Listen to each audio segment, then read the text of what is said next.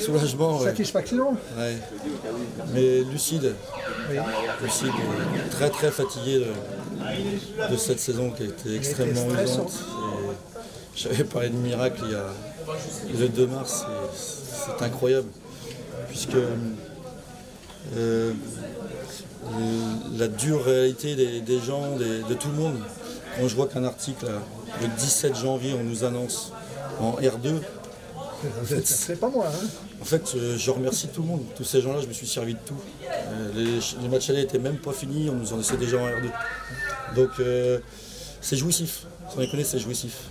C'est jouissif de répondre une nouvelle fois sur le terrain à tous ces gens qui nous ont descendus, à tous ces gens qui... Voilà.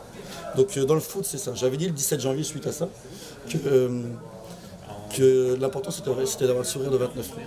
Mais voilà, aujourd'hui, on a le sourire, donc c'est le plus important. On ne peut pas donner des jugements comme ça. C'était un match où on était forcément pris par les émotions. Quand j'entends encore dans la tribune des critiques, mais c'est des garçons qui viennent de lutter sur 8 matchs à suivre, qui sont allés chercher des valeurs incroyables. Donc évidemment, sur un dernier match comme celui-ci, ils ont laissé des plumes. Et non, il faut que les féliciter. Là, je me répète, mais quand je parle de miracle, c'est le mot. Je vous dis, c'est jouissif. Je ne veux pas m'acharner sur qui que ce soit, mais tous ces commentaires, voilà. C'est quoi qui a changé? L'état d'esprit? Il y a plein de choses qui ont changé.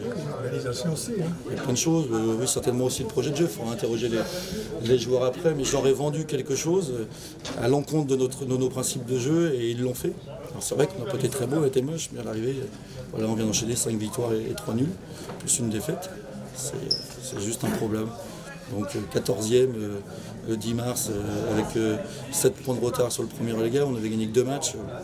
Donc je peux comprendre, mais je remercie tous ceux qui nous ont taillés, mais tous ceux parce que je m'en suis servi et ça me fait plaisir de le dire.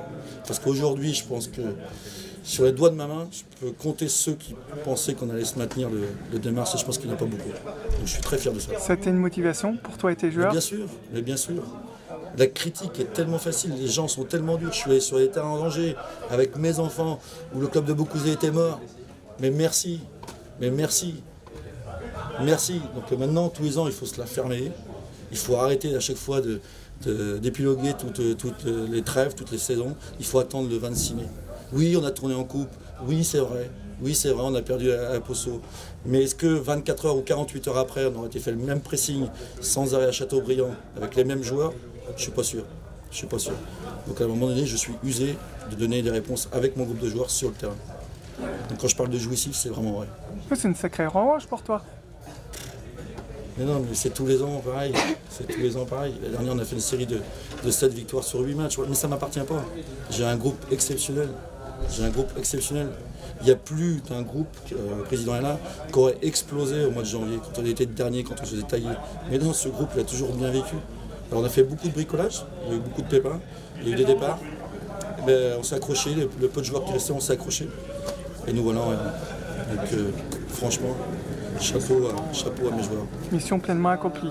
Exactement. Je suis vraiment content. Mais agressif.